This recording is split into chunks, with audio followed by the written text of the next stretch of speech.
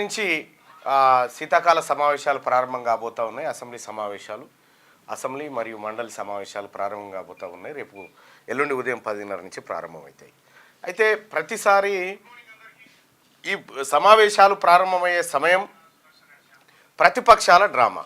ఈ రెండింటిని మనం ఒక్కసారి డీప్గా అబ్జర్వ్ చేస్తే బీఆర్ఎస్ పార్టీ ఇప్పుడు అసెంబ్లీలో మాట్లాడడానికి ఏం మిగలకుండా అయిపోయినాయి. రైతు రుణమాఫీ అంటే 2 లక్షల రూపాయల వరకు టంచనగా రుణమాఫీ తెలంగాణ ప్రభుత్వం చేసేసింది. రెండో అంశం, గురుకుల వ్యవస్థను, ఫుడ్ పాయిజన్ వ్యవస్థ పైన ప్రత్యేక కమిటీ వేసి ఒళ్ళు దగ్గర పెట్టుకొని పనిచేయాలని చెప్పి అధికారులకు కాంగ్రెస్ పార్టీ ప్రభుత్వం, ప్రజాప్రభుత్వం చెప్పింది. ఆ ఇష్యూ క్లోజ్ అయింది. సో గురుకులాల వ్యవస్థతోని ఎంటర్ అయిదామని చూసిరు, అది దెబ్బతిన్నది. ఇటు రైతులను అడ్డం పెట్టుకొని ఎంటర్ అయిదామనుకున్నారు, అది దెబ్బతిన్నది. లగచర్ల దెబ్బతిన్నది. ఇట్లా అన్ని దారులు ముసుకపోయినాయి. ఇప్పుడు బీఆర్ఎస్ పార్టీకి ఏం అంశం మాట్లాడాలనో తెలియక ఇప్పుడు కొత్త దుకాణం షురువు చేసిరు. ఏంది? పోలీస్ స్టేషన్కి పోయి పోలీస్ అధికారులను తిట్టి ఓ కేసు పెట్టించుకున్నాడు. ఆ కేసుతో రాజకీయం చేసుడు.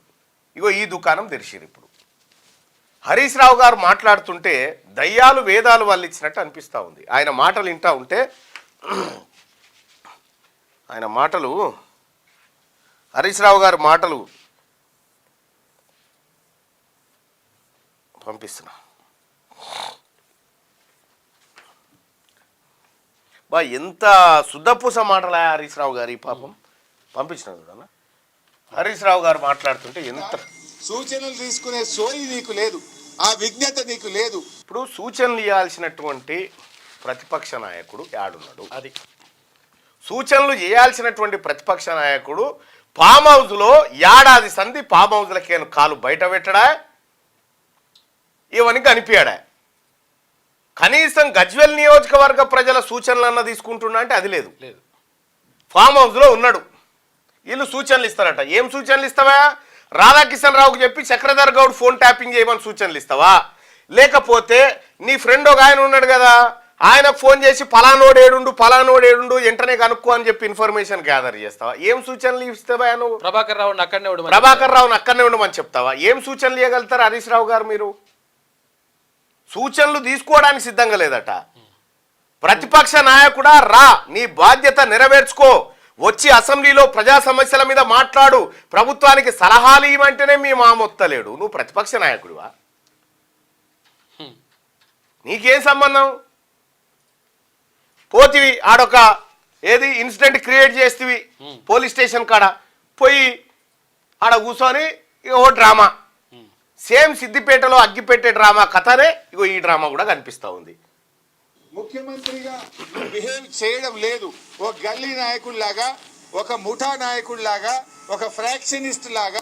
ఇప్పుడు ఇక్కడ మన ప్రజలు గమనించాల్సింది ఏంటంటే, గల్లీ నాయకుడిలాగా రేవంత్ రెడ్డి గారు ప్రవర్తిస్తున్నాడు, ముఖ్యమంత్రి గారు ప్రవర్తిస్తున్నాడని చెప్తా ఉన్నాడు. రేవంత్ రెడ్డి గారేమో గౌరవ ప్రతిపక్ష నాయకుడిని సభకు రండి సార్, మీకు ప్రత్యేక కూర్చున్నది మీకోసం, మీరు మాట్లాడవచ్చు, మా ప్రభుత్వ తప్పులని ఎత్తి చూపొచ్చు, ప్రభుత్వాన్ని కడిగేసే అవకాశం మీకుంది, మీరు రండి సార్ అని ఒక ప్రతిపక్ష నాయకుడిని అధికార పక్ష ముఖ్యమంత్రి వేడుకుంటుంటేనేమో ఆయన చిల్లర నాయకుడట.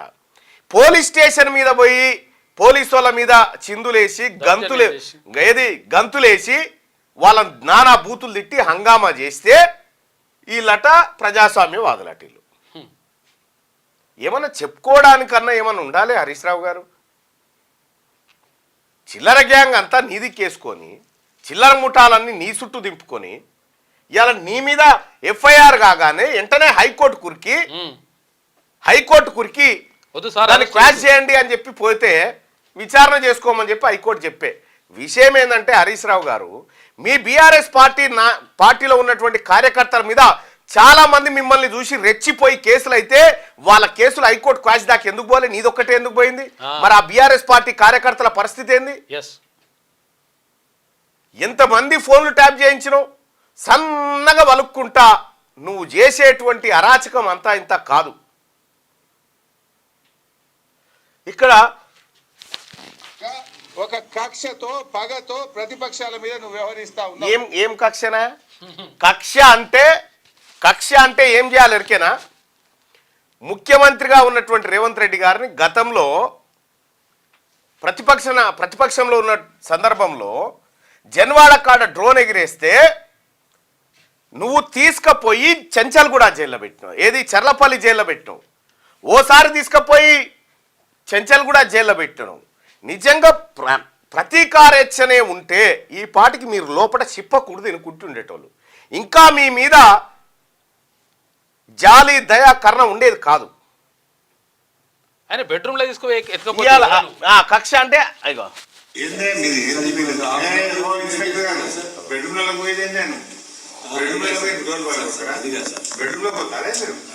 వాడి కౌశిక్ రెడ్డి బెడ్రూమ్ కాడికి పోయి పోలీసు వాళ్ళు ఆయన అరెస్ట్ చేస్తాను పోయారట. బెడ్రూమ్ లో దాకా పోతారా అంటుండు.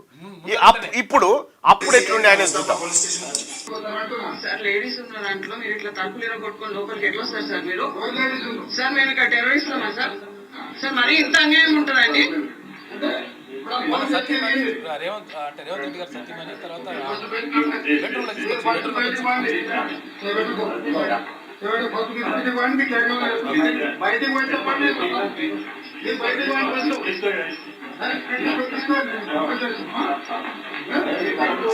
ఇది మీ నీతి, మీ జాతి. హరీష్ రావు గారు, మీకేమన్నా శరం అనిపిస్తుందా? మీ దొరలో చేసినటువంటి అన్యాయంతో ఇంతేకాదు హరీష్ రావు గారు, ఇదే క్యూ న్యూస్ ఆఫీస్ మీద ఇక్కడ లైవ్ నడుస్తుంటే దొంగతనంగా పోలీసు వాళ్ళనే ఎరగా వేసి పోలీసు వాళ్ళనే దాడి చేయించి ఉల్టా మా మీద 307 కేసులు పెట్టినావు, మఫ్టీలో పంపించి ఇవాళ సుద్దపూస మాటలు మాట్లాడుతున్నావు. ఇదే క్యూ న్యూస్ ఆఫీస్లో ఒకప్పుడు క్యూ న్యూస్ ఆఫీస్ విధ్వంసం విజువల్స్ ఉన్నాయా? ఒక్కసారి చూడు. గూండాలను పంపించి దాడులు చేసినావు. ఎన్నడన్నా తీన్మార్ మల్లన్న ఒక్కసారన్నా వీళ్ళని తన్నండి రాని ఎప్పుడన్నా చెప్పిండా జనాలకి? మేము గౌరవిస్తాం ప్రజాస్వామ్యాన్ని. ముఖ్యమంత్రి గారు కూడా అదే చేస్తా ఉన్నాడు. మీలాగా ఇప్పుడున్నటువంటి ముఖ్యమంత్రి గారు రేవంత్ రెడ్డి గారు డ్రోన్ ఎగిరేషన్ అని చెప్పి జడ్జీల మీద ఒత్తిడి తెచ్చినటువంటి చరిత్ర మీది. జడ్జీల మీద ఒత్తిడి తెచ్చి జడ్జీలకు బెయిల్ ఇవ్వకుండా వాళ్ళ మీద ప్రెషర్ బిల్డ్ చేసినటువంటి మీరు బెడ్రూమ్లకు తీసుకుపోయి అరెస్ట్ చేసి ఎత్తుకపోయిన దాఖలాలు లేవా? ఇదే క్యూ న్యూస్లో మేము ఇదే లైవ్లో ఉంటే ఇక్కడి నుంచి ఎత్తుకపోయిన ఎన్నిసార్లు చూడలే మీరు? ఎన్నిసార్లు ఈ విధ్వంసాలు చేయలే మీరా? మర్చిపోతున్నాను. ఇవాళ ముఖ్యమంత్రి గారు కనుక నిజంగా ఆయన చేయదలుచుకుంటే మీరు ఎంత, మీ కథ ఎంత? మాది ఆ సిద్ధాంతం కాదు, కాంగ్రెస్ పార్టీకి ఆ లక్షణాలు అసలే ఉండవు. మీకుంటే మీ నీతి జాతి లేని కుటుంబానికి ఉంటాయి అన్ని. తెలంగాణ రాష్ట్రంలో ఇవాళ నేను అధికార పక్షంలో ఉండి కూడా మా ముఖ్యమంత్రి గారు ఏమైనా పొరపాటు చేస్తే అనేటువంటి స్వేచ్ఛ ఉంది. మీ దమ్ముందానా మీ పార్టీలో సాధ్యమానా అది? ఇగో మేమేం ఉగ్రవాదులు కాలే, అప్పుడు మేము తీవ్రవాదులం కూడా కాము.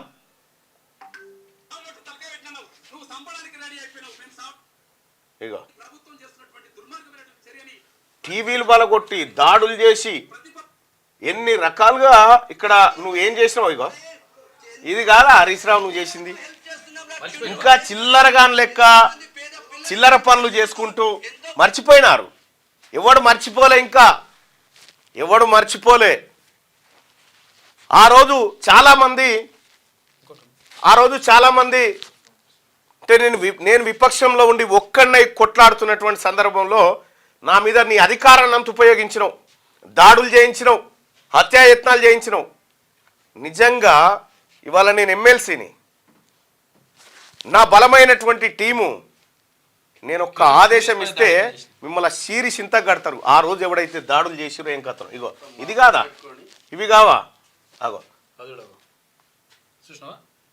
ఇవి మీరు చేసినటువంటి దాడులు. మీకు సిగ్గుండాలి కదా చెప్పడానికి. హరీష్ రావు గారు, మీరు చెప్పడానికి ఏమైనా శరం ఉండాలి మీకేమన్నా. మీ ప్రతి దాడి వెనకాల, ఇక్కడ జరిగిన ప్రతి దాడి వెనకాల మీరున్నారు. ఏం డౌట్ ఎందుకు? నా phone tapping Chakradhar Goud case పెట్టి ఇంకా నేను పెట్టలేదని చూస్తున్నావా? 100% పెడతాం, తప్పేముంది? నా ఫోన్ కూడా ట్యాప్ చేసినావు, బయటికి వచ్చినాయి వివరాలు. ఇట్లా దాడులు చేసినటువంటి నీచ చరిత్ర ఉన్న మీకు అలా మన్నె క్రిషాంక్ గాడు వాడు వన్ బ్యాచ్ ఉన్నారు. ఇవాళ నాకు గింత కాదు వాళ్ళు ఇట్లా అనుకుంటే, గింత కూడా కాదు. కానీ మాది ఆ సంస్కృతి కాదు, మేము ఆ పనులు చేయం. మాకు మా నాయకుడు రాహుల్ గాంధీ గారు శాంతియుతమైన పోరాటం నేర్పిండు. మా నాయకుడు మహేష్ కుమార్ గౌడ్ గారు నీతి నిజాయితీతో పోరాటం చేయాలని చెప్పిండు. కానీ మేము తలుచుకుంటే ఇలా ఈ సిటరపటర ఎగురుతూ వాళ్ళని చూసి నవ్వుతూ ఉంటా, వాళ్ళని చూసి వట్టిగానే నవ్వుతూ ఉంటా.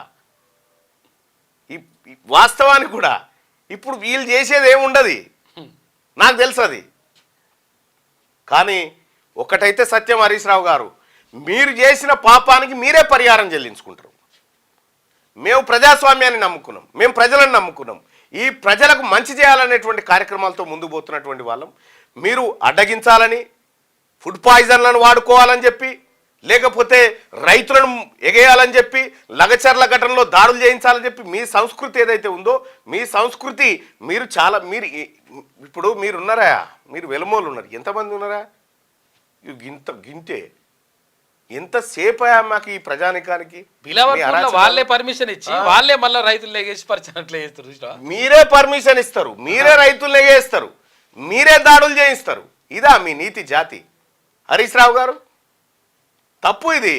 మీరు ఇంట్లో పోయి మీ ఇంటి వాళ్ళని అడగండి, నేను చేస్తుంది కరెక్టేనా, కానీ డ్రైవర్ నన్ను అడగండి కనీసం, అరే ఇట్లా అనుకుంటున్నారా తమ్మి, కరెక్టేనా కాదంటే చెప్తారు కదా. అవును, ఇంత శరం తప్పిన పనులు ఎందుకు? మీరు చేసినట్టుగా పరిపాలన చేయాలంటే ఒక్కడు కూడా ఇవాళ బయటికి వెళ్ళకపోదురు. మీరు ఒక్కడు కూడా.